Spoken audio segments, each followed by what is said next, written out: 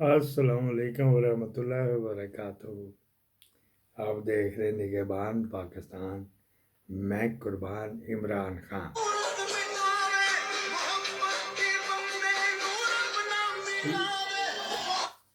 ये पता नहीं अब स्ट्राइक लगनी कि नहीं लगनी। आरम लवार का मुस्लिम लीग के लिए गाने गाता है। मलकू बेचारा जा रहा था, अभी इटली प्रोग्राम करके गया था, तो मुझे वहाँ से ऑफर भी आई थी। मैं कहा यार मैं मलकू नूं देखना ते नहीं दूर आवा, मेरे वास्ते ए टेढ़ी खीर मैं नहीं खा सकता। अब इंग्लैंड जा रहा था, तो उसको रोक ले कि तेरा नाम ECL में आ गया, आके अंडरटेकिंग दे कि तू इमरान खान के गाने अब नहीं गाएगा वगैरह वगैरह। तो वो जो उसके है वो ज़ारा अल्ताफ़, वो तो इंतज़ार ही कर रही, तो ज़ारा अकबर प्रोग्राम करवा रही थी, तो उसके ऊपर बड़े इल्ज़ामात लग गए कि तू डाकू, तूने प्रोग्राम करना ही नहीं था, ये सारा आप टोपी ड्रामा कर रहे हैं वगैरह वगैरह। ये इस तरह करके वो उनकी आपस में बदमज़गी हो चुकी है। अच्छा जी, हमने आगे आपको बात करनी सोशल मीडिया से, चौंधी चौंधी और टपकती टपकती। ये बंदा क्या कह रहा है, इसकी भी सुन ली जाए। टिकटॉक तंग कर रहा है आजकल, तो तेरे बगैर ईद मनानी है। हाँ देखो, चलाओ कुछ और तो चलता कुछ और है। मुझे जरा ये बताएं, आपकी मैं 3-4 फैमिलियों को ले लेता हूँ।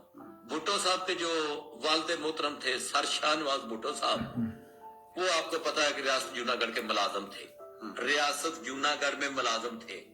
और नेहरू के तो वो बिल्कुल, मोतीलाल नेहरू के तो वो इस तरह थे जिस तरह मुलाजम होते हैं। उनका बेटा सर शाहनवाज का सर को खिताब किसने दिया था? सर का खिताब किसने दिया था? अंग्रेजों ने दिया था भैया आपको। क्या करते थे आप? अंग्रेजों की खिदमत करते थे, उन्होंने आपको खिताब दिया।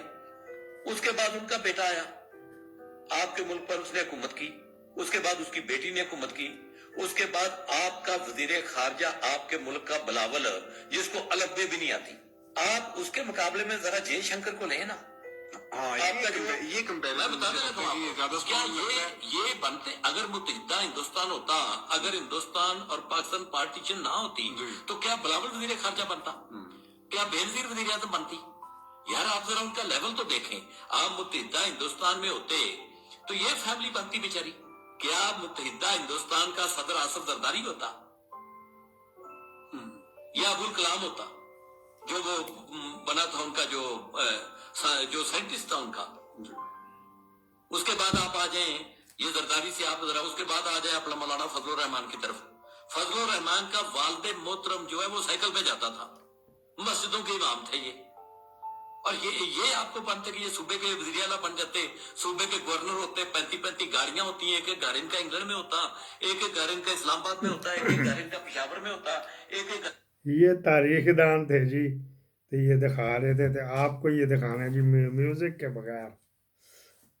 ये जो है ना इसके बाप का, इसका बाप आर्मी में था, अली मीन गंडापुर का।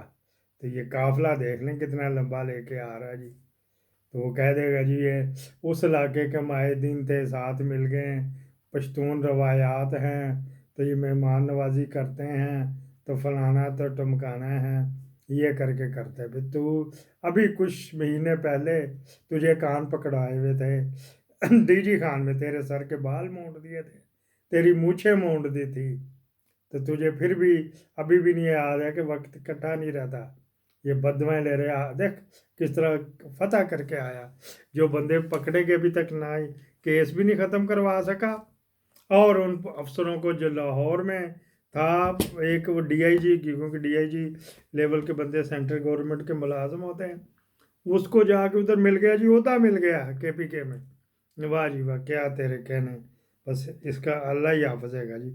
बजट जो है उसने तबाही डाल दी है।